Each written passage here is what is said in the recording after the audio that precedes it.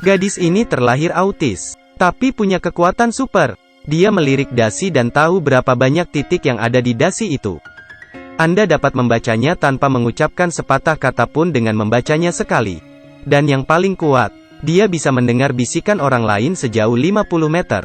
Tapi gadis seperti ini, Tuhan membuat lelucon besar untuknya. Dia menyaksikan kasus pembunuhan. Dia sedang menonton kartun di tempat tidur hari ini. Tiba-tiba suara keras dari memecahkan tempat tidur merangsangnya. Merasa penasaran, dia membuka jendela. Dia melihat seorang lelaki tua dengan kantong plastik di kepalanya, berjuang di dekat jendela. Pengasuh di sebelahnya terlalu cemas untuk tahu apa yang harus dilakukan. Adegan ini membuat Xiao Mei sengsara. Dia secara naluriah menutup telinganya. Tak lama kemudian terdengar teriakan dari pengasuh dari kejauhan. Pria tua itu tewas. Pengasuh diduga sengaja melakukannya. Dibawa ke pengadilan. Penuntutan berdasarkan pengakuan saksi, Xiao Mei. Keyakinan awal bahwa pengasuh membunuh orang tua itu. Setelah menyamar sebagai pengasuh. Tapi suster itu terlihat polos. Dia memberitahu pengacara Xiao Shuai. Saya menyelamatkan orang, bukan membunuh orang. Dia sedang tidur hari itu. Tiba-tiba terdengar suara tidak normal di kamar tidur. Tunggu, dia berjalan ke kamar tidur. Melihat lelaki tua itu dengan kepala tertutup kantong plastik. Dia ingin merobeknya, tapi didorong pergi oleh orang tua itu. Dengan cepat, dia hanya bisa lari ke ruang tamu untuk mengambil gunting. Tapi saat ia akan mengambil sesuatu, pria tua itu sudah tewas. Pengasuh mulai terisak-isak sambil berbicara. Selama lebih dari 10 tahun. Saya sudah menganggap pria tua itu keluarganya. Tidak ada alasan untuk membunuhnya. Xiao Shuai tersentuh oleh tangisannya yang penuh air mata. Tanyakan padanya apakah lelaki tua itu punya pikiran untuk bunuh diri. Kata pengasuh itu, kematian istrinya bertahun-tahun yang lalu membuatnya suka menyerang. Memiliki pikiran untuk bunuh diri berkali-kali. Juga menerima psikoterapi untuk ini. Xiao Shuai percaya pada pernyataan pengasuh. Melihat kembali kesaksian saksi Xiao Mei. Mata Xiao Mei dalam gambar menghindar dengan sangat gugup. Bahkan dihadapkan dengan pertanyaan dari pengacara. Dia juga menyanyikan beberapa lagu. Melihat ini, Xiao Shuai mau tak mau membuat tanda tanya besar di kepalanya. Apakah kesaksian orang seperti itu benar-benar dapat dipercaya? Xiao Shuai berkonsultasi dengan dokter penuh keraguan. Dokter memberitahunya, Xiao Mei berbeda dari pasien autis biasa. Dia memiliki IQ super tinggi, pendengaran yang tajam. Misalnya, dia bernyanyi. Sebenarnya ia mempelajari irama musik. Dia hanya hidup di dunianya sendiri dan tidak bisa fokus. Dengan kata lain, kesaksian Mei dapat diterima. Ini adalah berita buruk bagi Xiao Shuai. Karena menurut kesaksian Xiaomi, pengasuh akan dihukum karena pembunuhan. Apa arti wajah wanita dalam gambar ini? Tersenyum. Karena sudut luar mata terkulai. Mulut terbuka. Bagaimana dengan yang ini? Saya percaya 99% orang tidak tahu. Pada kasus pertama, pengacara penuntut memberikan argumen yang kuat, yaitu sebagai orang dewasa yang ingin bunuh diri menggunakan kantong plastik. Dibutuhkan sekitar 4 menit dari memakai kantong plastik sampai mati. Tetapi pada saat ini, pengasuh tidak menghentikan hal-hal terjadi. Sederhananya, saya tidak bisa merobek kantong plastik. Pengasuhnya adalah wanita kuat berusia 43 tahun. Dan korbannya berusia hampir 80 tahun. Orang tua tanpa kekuatan. Dalam hal ini, kemungkinan tidak merobek kantong plastik hampir nol. Jadi membuat kesimpulan, orang tua itu meninggal karena pembunuhan. Setelah mendengarkan ini, Xiao Shuai segera mulai membantah. Mengatakan bahwa siapapun dapat merobek kantong plastik. Tetapi mengenakan tali pengikat akan menyebabkan hipoksia yang ekstrim. Orang yang hampir mati akan berjuang keras. Letakkan seperti ini. Pengasuhnya mungkin tidak bisa merobek kantong plastiknya. Kemudian Xiao Shuai menyebutkan kasus bunuh diri kantong plastik baru-baru ini. Itulah yang mereka inginkan untuk meringankan rasa sakit. Akan memasukkan uap ke dalam kantong plastik. Digunakan untuk membuat halusinasi untuk menghilangkan rasa sakit. Dan ternyata sejumlah besar butana terdeteksi di tas almarhum. Kemudian pengacara mengeluarkan video orang tua membeli butana beberapa hari yang lalu. Serangkaian argumen ini cukup untuk membalikkan kasusnya. Kasus ini menemui jalan buntu. Kedua belah pihak mengarahkan pandangan mereka pada Xiao Mei. Berharap mendapatkan detail kasus malam itu. Tapi Xiao Mei dan orang asing itu tidak dekat.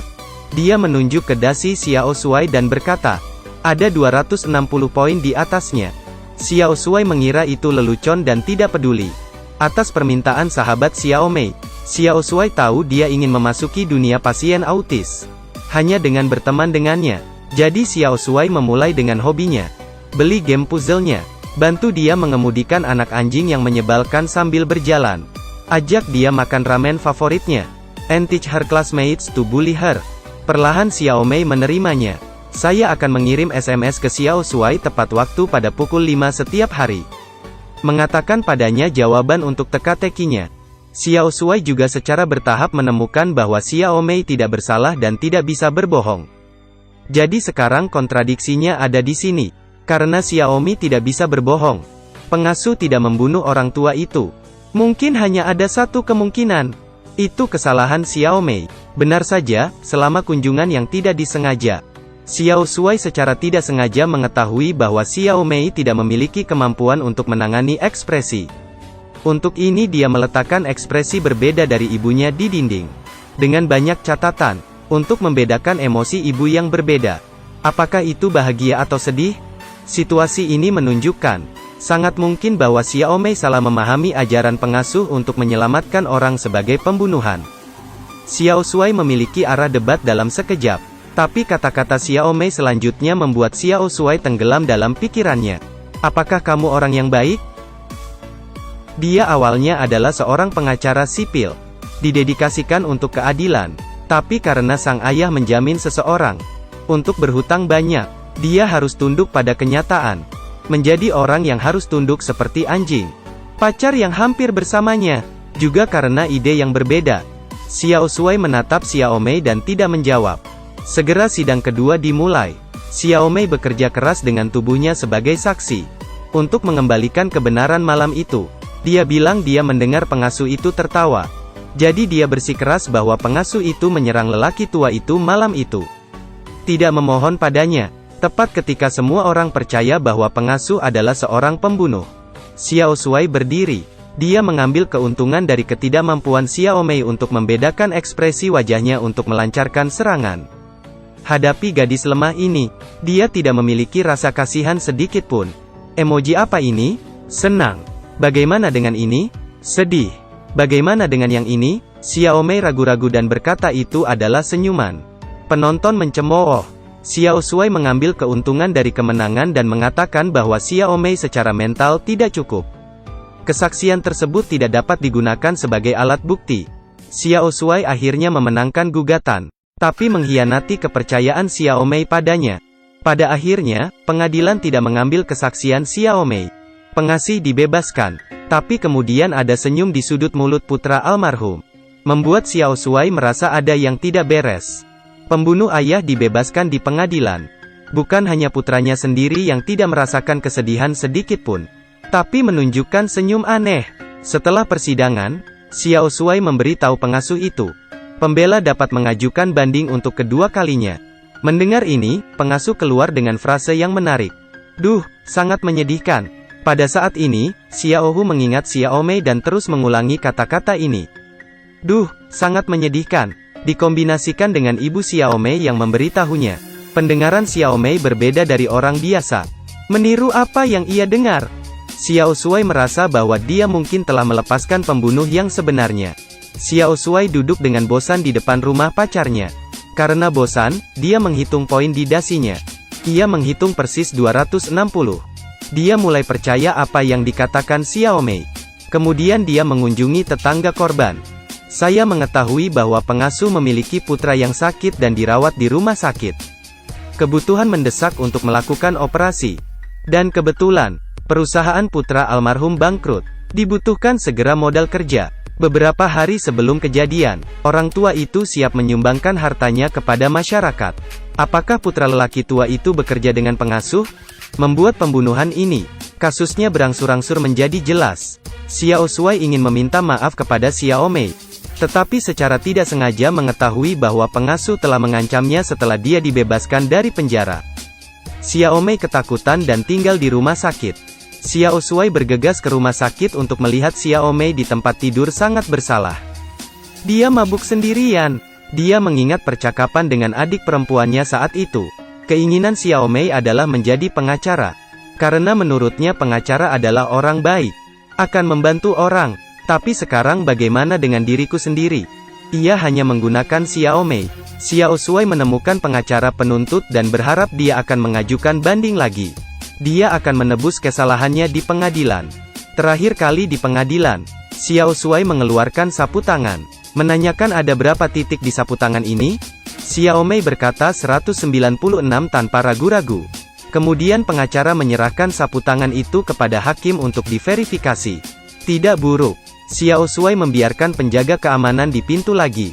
Perkenalkan diri Anda dengan suara sekecil mungkin. Xiao Mei mengulanginya kata demi kata lagi. Jurus Sita Li Yingsun terikat pada tim keamanan. Ternyata Xiao Mei memiliki pendengaran yang berbeda dari orang biasa. Ketika dia mendengar anjing menggonggong, akan seperti mendengar guntur. Xiao Shuai bertanya pada Xiao Mei pada hari kejadian.